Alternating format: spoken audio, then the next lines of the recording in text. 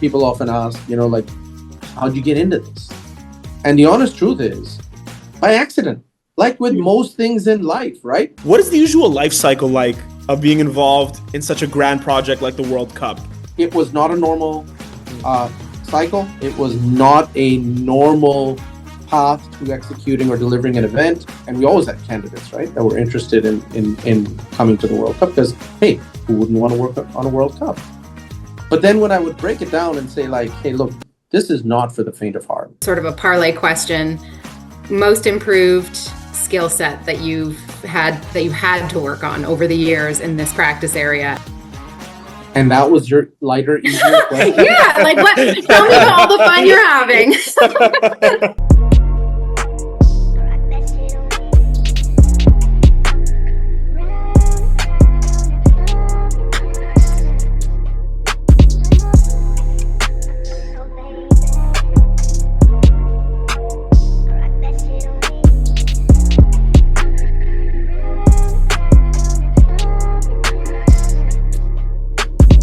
Where you're speaking with someone whose work has shaped probably, I'd say, the core memories of a lot of soccer or football fans, depending on where that definition lies in your vocabulary. But our guest's career spans some of the most iconic projects in international football, including the FIFA World Cup in 2022, the FIFA Arab Cup, multiple FIFA Club World Cups, and even connected to Russia in 2018 and the Brazilian World Cup in 2014. And most notably, obviously, delivering the 2022 Cup in Qatar, and then now being involved on the Canadian side of the upcoming 2026 World Cup. So for any football, soccer fan, this is a treat.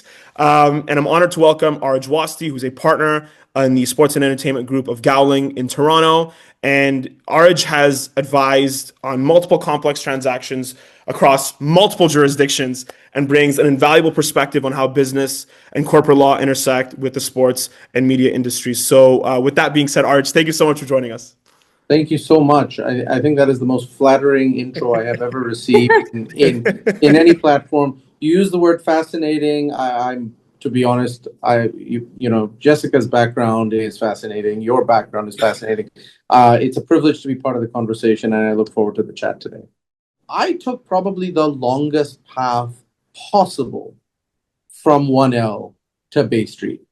I went back to Calgary for articles. Had a fascinating journey there that took me everywhere between Calgary and Drumheller. If anybody's from Alberta, you recognize that name. And shortly thereafter, moved to Pakistan, practiced there for 5 years, private practice.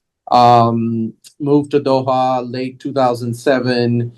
And, what started as a 1-year experiment turned into a 17-year journey of a lifetime in Qatar, only to find myself 22 years later, landing back in Canada, moving to Toronto for the first time, and wouldn't you know it, I'm sitting here on Bay Street talking to you. So,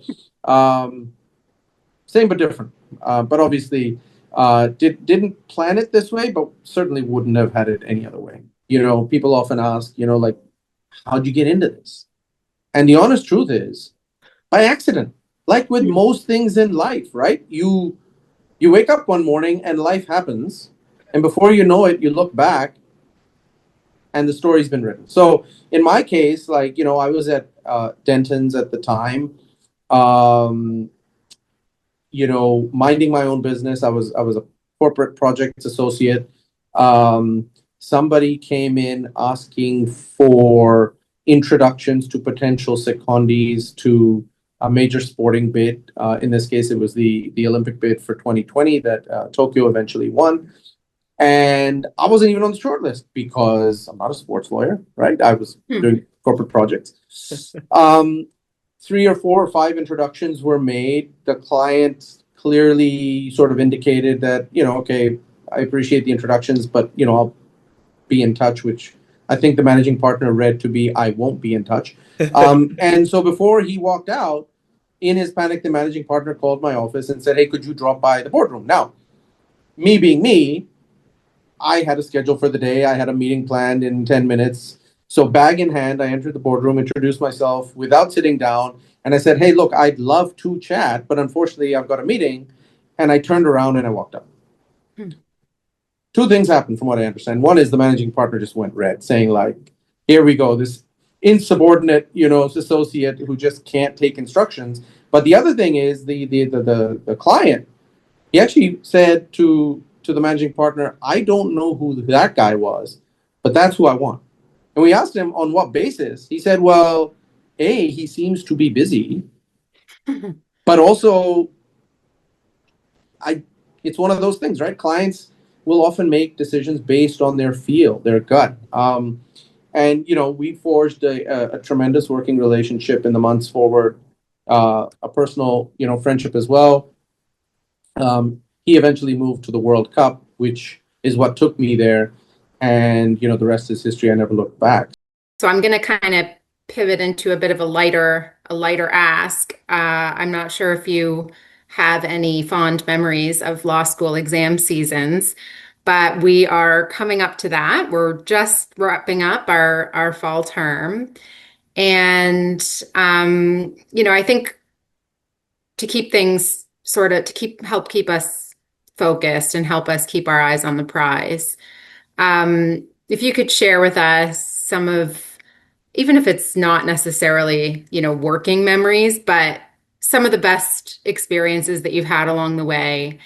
And, as sort of a parlay question, most improved skill set that you've had to work on over the years in this practice area, and things that you maybe hadn't really necessarily honed in on before you started working in the sports and event space, that you kind of had to start really refining once you did. And that was your lighter, easier question? Yeah, like what? Tell me about all the fun you're having. So, yeah, I mean, look, law school experience, I mean, I think, the Maritimes is a very special part of our country. It's all about community. And I remember when I was moving to Halifax, I took the train from Montreal, and word very quickly spread that there's this, person who's never been to the Maritimes, who's moving to Halifax for law school. And I kid you not, by the end of that trip, I had not paid for a single thing on that train, from from Diet Cokes to clam chowder to whatever snacks. People were coming and like sitting down with me and paying for my meals because they just wanted to understand, like, who are you and why are you moving to Halifax? It was a different time. And that set me off on a phenomenal journey. I mean, the law school friends that I made a quarter century ago continue to be dear friends through and through to this day. I mean, a tremendous amount to me. And I think, that kind of community-centric, relationship-centric schooling environment lent very well to what I ended up doing. You asked about exams. I think my craziest exam story is that I think it was first semester of 3L, but I ended up needing back surgery. Just before. What a time to have that. Just fantastic, right? And so there was this discussion on, can it wait, can it not wait? Do I have to do the exams first or do I do them later? Anyway, it couldn't wait. We did the surgery. I was not in any shape to do the exams.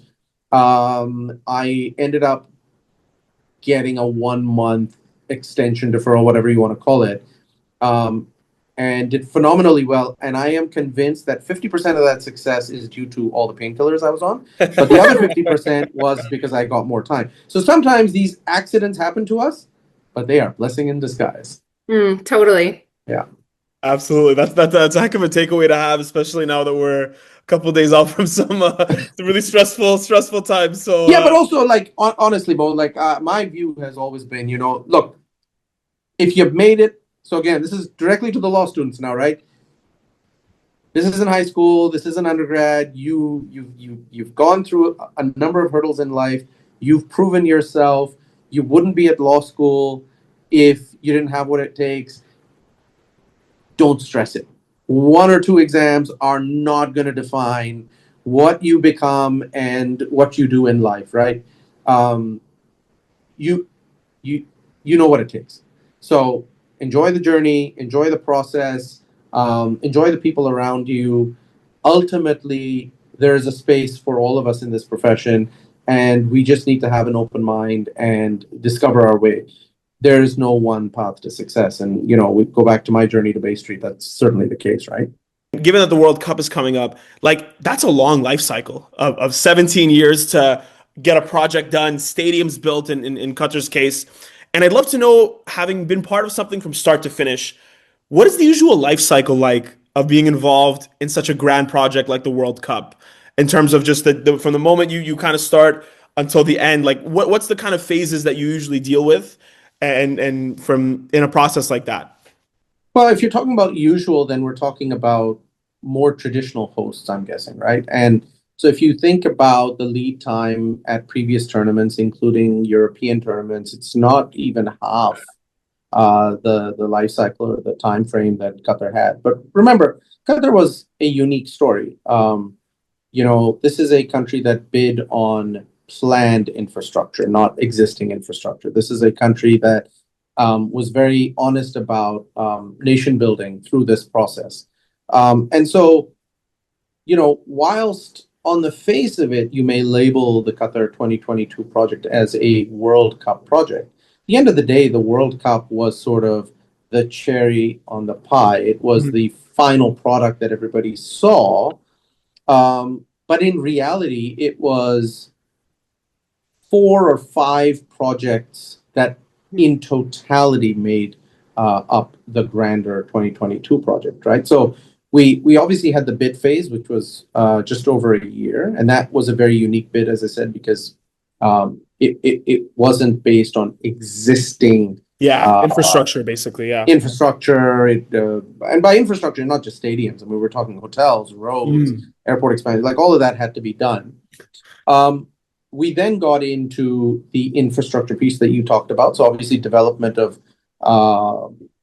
everything from seaports to highways, airport expansion, hotels, training sites, training pitches, stadiums. So what I call hard and soft infrastructure, just A to Z. And obviously that kind of overlapped and spanned across much of the time frame.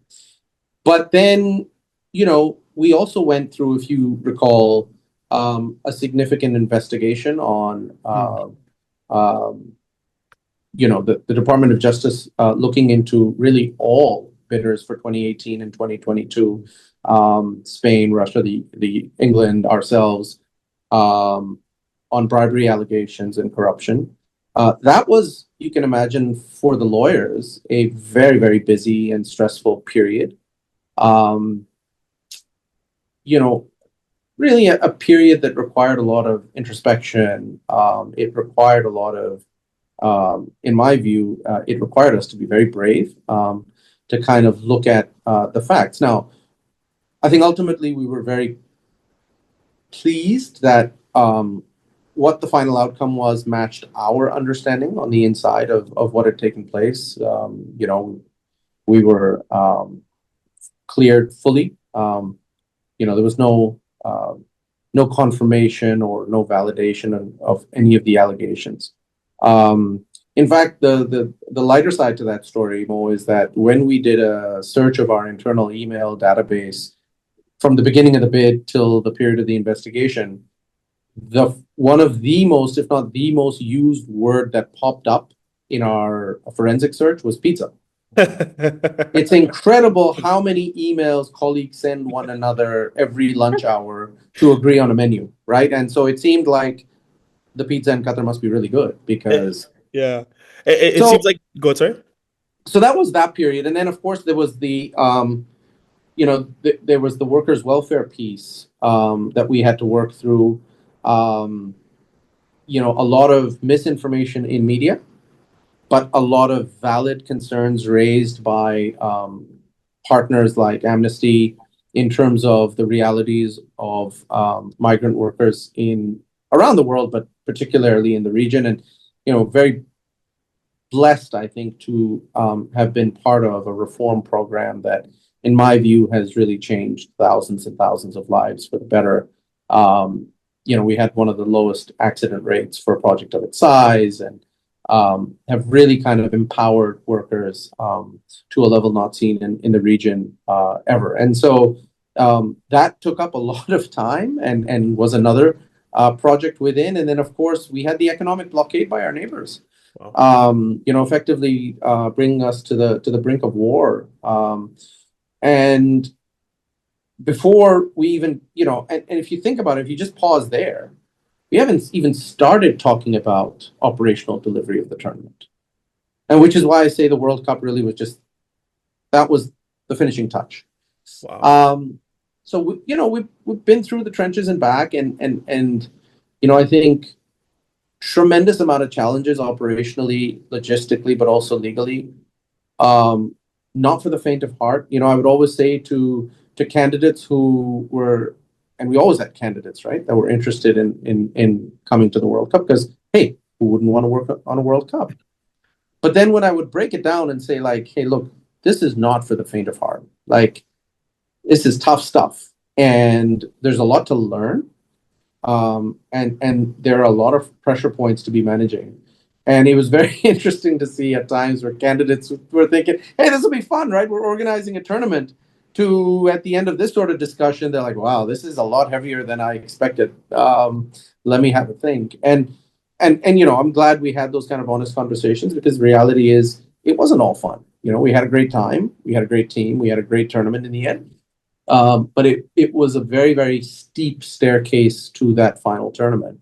And then, of course, like the rest of the world, we also had to navigate COVID in the middle of all this that, I think stopped our procurement and construction program on some stadiums 2 or 3 times. So, yeah, lots and lots and lots of challenges. But to your point, it was not a normal cycle. It was not a normal path to executing or delivering an event. It was an anomaly. It was a first of its kind, perhaps an only of its kind. But as I said at the outset, like, I wouldn't trade it in for the world. It really was wonderful to wake up every morning knowing that you didn't have a clue what you would be tackling, but you knew it would be interesting and challenging. And so that, worked for me again.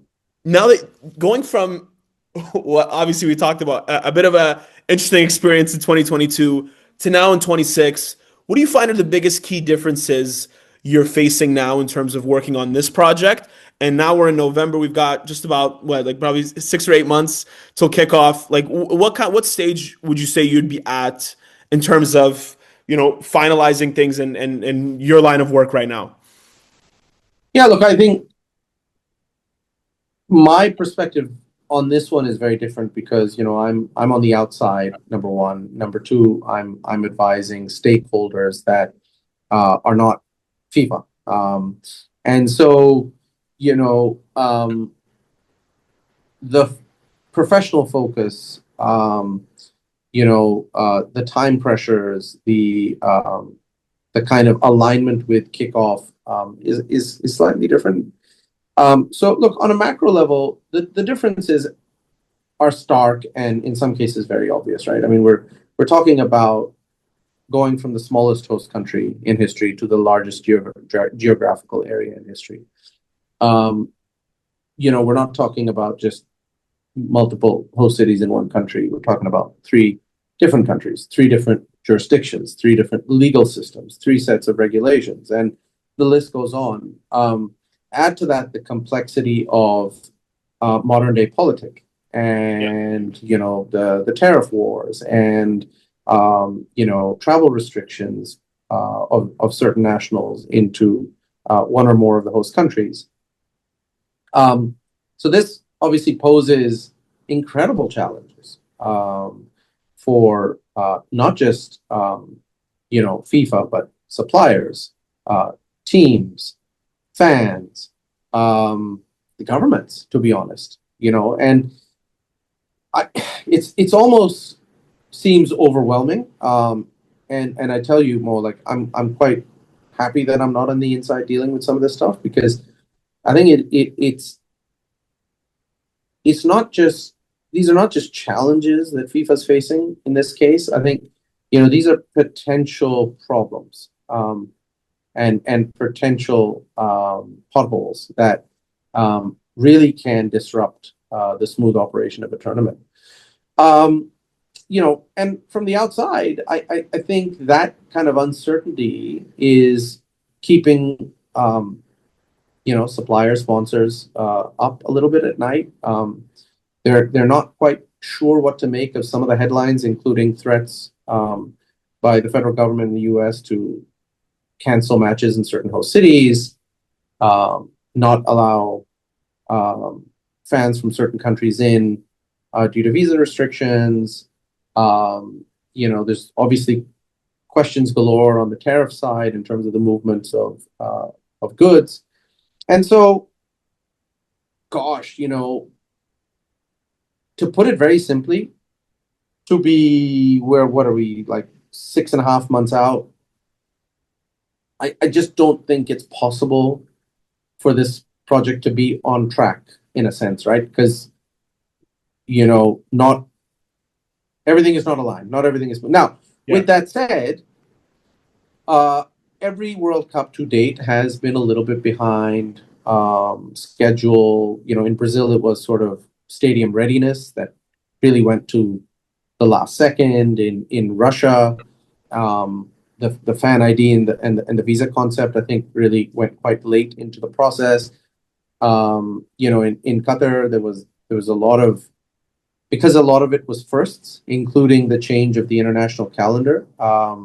There were uncertainties, and we saw some of those uncertainties play out in very dramatic ways, including the last minute kind of U-turn on alcohol availability for fans inside the bowls. So every tournament has some aspect that goes down to the wire.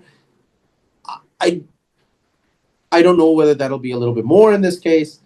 But look, the good news is for the fans out there, the World Cup will happen, and it'll be on TV. And for those who are lucky enough to have tickets, if you can afford it, people will be in stadia. But I think, if you have the fortune or misfortune in this case of being able to kind of open up the hood and look into the engine, I think this one's going to be ultimately a little bit more challenging. Wow. And look, maybe some of those lessons, if managed the right way, are good. Kind of, there's value in learning those lessons and building on that knowledge going forward, because 2030, we're not going into any easier format, right? Potentially across 3 continents, with Spain, Portugal, Morocco co-hosting, with South America set to host the openers and the centennial matches in Uruguay, Paraguay, and Argentina. And by the way, CONMEBOL is pushing for an expanded tournament yet again to get more matches hosted in South America. So, look, 26 will be complex in its own right. The world is not getting any easier, and 2030 is likely to be even more complex. So maybe this is just a good sort of starting point to learn those lessons. I think for a lot of us, we're trying to figure out what our futures are going to look like in the long term, and trying to learn about how to manage our time. And I would love to hear a bit about how you manage. I know you're busy, and I know that you're working in different time zones. So I can imagine that permeates your personal life sometimes. But I think it would be really interesting and maybe helpful for other students, certainly for me, to hear about how you manage it. How do you make sure that you're connected with your family and yourself, and that you're taking, what are some tips maybe that you have for people who are just kind of coming up and trying to still work hard and impress, our superiors, but maintain a balance? What a great question, Jess. Really, I think, and maybe we should have started with this in many ways, because I think this is super, super important. It really is. Look, we use and throw phrases around like work-life balance. And, some work environments will cater to that more honestly than others. But the reality is we all have, well, as you rightly pointed out, we all have busy lives. We all have lives outside of our professional office lives. But B, we all have different priorities in life. Um, you know, we I have colleagues here that are caretakers for their parents. I have others that are caretakers for special needs siblings.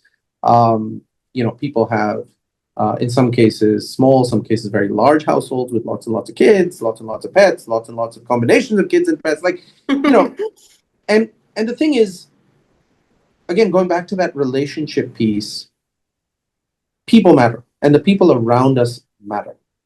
And yes, when we're young and we're learning and we're trying to, as you rightly say, impress our bosses, there's a tendency to kind of put that aside, and the intent might be, hey, look, I'm just doing this on a temporary basis, but then it becomes a habit. So I think, the reality is we really do have to make a very cognizant effort to prioritize everything in our lives. I remember doing an exercise once, and I can't remember if it was in my undergrad or it was in one of the professional development courses at FIFA. But effectively, it was like, hey, draw out a circle, which is your pie of life, and allocate a percentage to everything that matters to you, if you can. And then reflect on, is that how you're actually dividing your time? And the reality is, in most cases, the aspirational is very different to the reality. So I'm fortunate, I'm now 40, almost 49 years old. I have two wonderful girls. I have a fantastic wife. Everybody's very understanding. But I'm also very cognizant that they've all sacrificed a lot through the 22 project just because of how much time and dedication it took. In fact, I remember one of the complaints my team had for years is that no matter whether we had a weekend or a long weekend or a day off or I was on vacation, there wasn't a day that went by where I wasn't on emails and involved. And that wasn't good for my family. It wasn't good for me. Certainly wasn't good for my team because they're just like, can this guy please lay off? But I always try to balance it in the sense of I would still take the vacation time. I would still make sure that, and I think the pandemic was a game changer with the kids, right? Because all of a sudden I realized, wow, there's a lot more I can be involved. But two, there's a lot I'm missing. There's a lot I'm missing along the way. And so I made a very conscious decision to not let some of those aspects of the pandemic world go. And so now, if there's a meet and greet at the school, for example, and it's an hour and a half away from work, I'll work from home that day, right? Because to me, it's now all of us get to this realization in our own ways, at our own pace. Without going into details or boring you with the details, I faced an illness when I was around 30. And there was no lesson to take away other than life matters, health matters, family matters. And so I was lucky because I got a very direct learning at the age of 30 that, I've done my best to live true to over the last 20 years. But yeah, look, wellness is a real thing. I think time for yourself is absolutely important because if we neglect ourselves, we're going to pay the price for that at some point. And then ultimately the people around us matter. You can read lots and lots of stories of busy, successful lawyers that have gone through life, dedicated their lives in every single way you can imagine to their practices and their projects and their clients, only to find that they are very, very lonely post-retirement. Wow. So I think it just comes down to those two things, right? Figure out what's important to you, because that's going to be different for everyone. And then make a concerted effort to actually live and practice doing that. One of the easiest tips I ever got, right, was from this surgeon who said to me, you know that you can actually block time for yourself in your Outlook calendar? And I said, no way. Like, what does that even mean? That's So someone like, am I breaking the rule? Because surely shouldn't that be free if somebody wants to talk to me? He's like, well, you're not free if you need time for yourself. And so I asked him the next question, like, what do you do with that time? He's like, what do you like to do? Go for a walk, meditate, pray, do whatever you need to do to kind of keep um, yourself balanced. Because if you're not balanced, you're not going to be able to balance the rest of your life. And believe it or not, that's going to have an impact on your work. And so I think that perspective was super cool. And so, yes, I do block time for myself in my calendar every day now. 100%. And on that note, just the last question I have on my end, just speaking on, your incredible career you've had thus far, the experiences, the long nights, I'm assuming that, like you mentioned, what would you say you've been most grateful for throughout your entire career after kind of reflecting on the journey you've been since you started this entire legal journey? Yeah, I think, look, just good advice. I think, look, as we quote unquote achieve success, but what I mean by that is as we grow in this profession, I'm a strong believer that it's incumbent on us to share learnings and data points for others to try to apply to their own journeys. And I say that because a lot of where I ended up is because of the fact that others took time out to impart their understanding of the world to me. And so, I think almost every major inflection point in my journey involved some sort of, I don't want to say intervention to sound too dramatic, but like, just solid kind of advice based on experience. When I qualified and was being called to the bar in Alberta, ex-Prime Minister Joe Clark's brother, who was presiding, said to me, in open court, the world is a big place, and Alberta may be a very small place for you. So please do consider qualifying elsewhere and looking at the world from a broader perspective. And I don't know if that translated immediately, but it obviously had some sort of, I obviously processed that at some level and did end up kind of going down that path of looking at other jurisdictions and working more broadly. Right through to kind of conversations around what I wanted to, once I was into the sports world, what I wanted to be focused on. And I tell you, like, I couldn't have done my job well at all had I not had the privilege of having mentors in the operational space, so non-lawyers, giving me insights and teachings on how international events work, how football operates internationally, how World Cups are put together.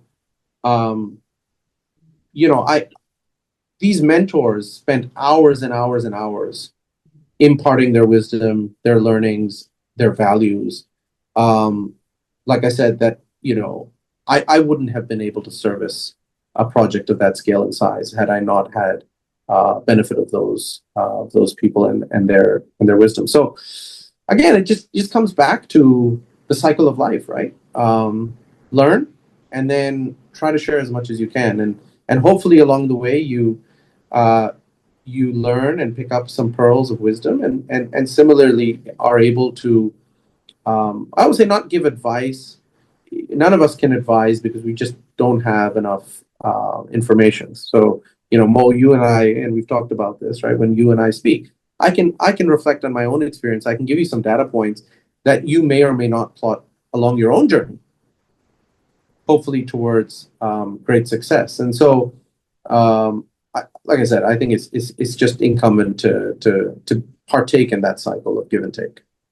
100%. Well, I'll say for sure that I've definitely tried to take in a lot of the valuable pieces of advice that you've imparted on myself and any other person that you've run into, because of how not only humble you are in your approach to this profession, but also just how willing you are to give back to the community. And so, Aarij, this has been an incredible conversation, spanning so many valuable areas of both the professional aspects, but also even the personal side of the legal profession.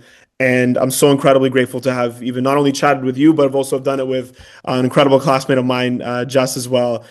So thank you very much for taking the time. And if you would like to learn more about Aarij, I'm assuming there's also a podcast. I don't know if you want to talk about as well a little bit, Aarij, that you've hosted. So if you want to maybe elaborate on that for the viewers that want to hear more about your journey. Yeah, so we've got three lawyers, myself in Toronto, Marlon Hill in Florida, and Juan Carlos Partida in Mexico City. The three of us came up with this idea of, hey, look, this is a three-country World Cup. Wouldn't it be great to have lawyers from the three countries come together and reflect on the business aspects? And so we've done three episodes to date. We're planning on releasing an episode just after the final draw, which is on the 5th of December. And really, the idea is to start conversations. Really, water cooler type conversations around the business of the World Cup. Anything from sponsorship rights to ambush marketing to immigration to breaking down some of the headlines, understanding what the World Cup. Hosting the World Cup means for some of the host cities. Some of the topics we touched about here in terms of differences and the nuances of such a large World Cup. So yeah, it's a humble endeavor. It's really meant to be a conversation amongst friends. Hopefully, we're able to get more people to join the conversation as we get closer to the World Cup. But we're excited to be kind of conversing in a space that we're passionate about and can have some fun with. That's amazing. And the link for that will be in the description down below as well if you want to check that out. But nonetheless, Aarij, Jess, thank you so much for taking the time. And It was such a pleasure to meet you, Aarij. No, the pleasure's all mine, guys.